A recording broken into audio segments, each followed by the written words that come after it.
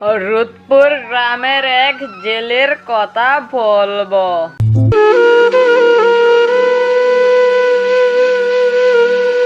মহাজন মহাজন, আপনি যে রবিকে টাকা দিয়েছিলেন, রবিকে টাকা ফিরিয়ে দিয়েছে।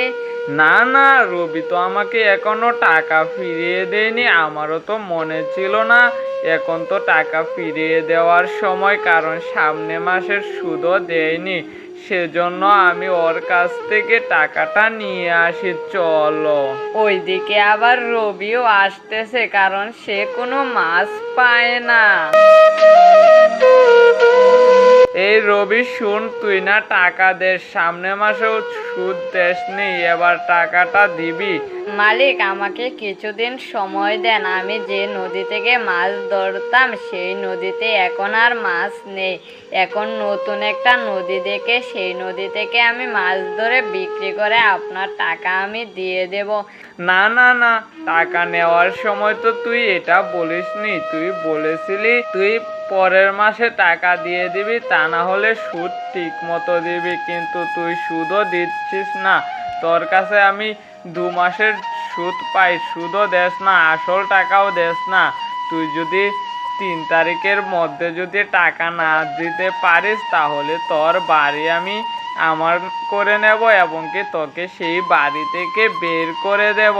হ্যাঁ, বাড়িতে আমার মা মরা মেয়েটা আছে। মেয়েটাকে আমি নিয়ে কোথায় যাব? আপনি যদি বাসা থেকে বের করে দেন। তা আমি কি জানি, আমি জানি না, আমি চললাম। 3 তারিখের কথা মনে রাখিস। এটা বলে সেখান থেকে চলে গেল। সেও মন খারাপ হয়ে চলে গেল। হ্যাঁ, আমি মা মরা মেয়েটাকে কিভাবে যে খাবার দেব, আজও মাছ পাইনি। এখন কি যে করি কিছুই বুঝতেছি না।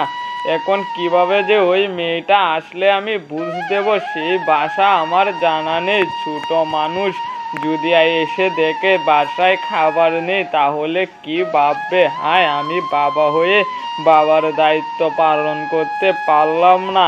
হায় রে কপাল আমার। এটা বলে সেখানে মন খারাপ হয়ে বসে রইল। কিছুক্ষণ পর আবার মেয়ে চলে আসলো। আব্বু আব্বু, তুমি মন খারাপ হয়ে এভাবে বসে আছো কেন? হ্যাঁ মা, তোকে কি বলবো। হ্যাঁ বাবা, বলো কি হয়েছে? ঘরে কোনো খাবার নেই, এখন তোমাকে আমি কি খাবার দেব সেই চিন্তায় করতেছি। বাবা, ঘরে খাবার নেই, আমার ক্ষুধা লেগেছে। সমস্যা নেই বাবা, গরিব হয়েছে তো একবেলা না খেলে সমস্যা নেই।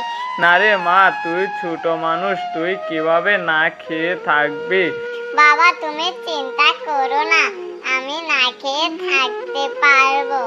বাবা, এবার ঘরে চলো, সন্ধ্যা হয়ে যাচ্ছে তো। তখন তারা ঘরে চলে গেল। তখন সন্ধ্যা পেরিয়ে রাত চলে আসলো।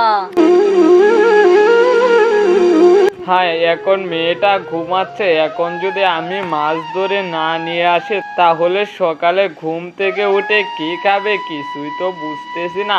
না, আমি এখনই চলে যাব, আবার ঘুরে ফিরে আসবো, তা না হলে হবে না। কারণ মা মরা মেয়েটা যদি আমাকে অভিশাপ দেয় যে তার দায়িত্ব আমি পালন করতে পারিনি, তাহলে উপরওয়ালা আমাকে ক্ষমা করবে না।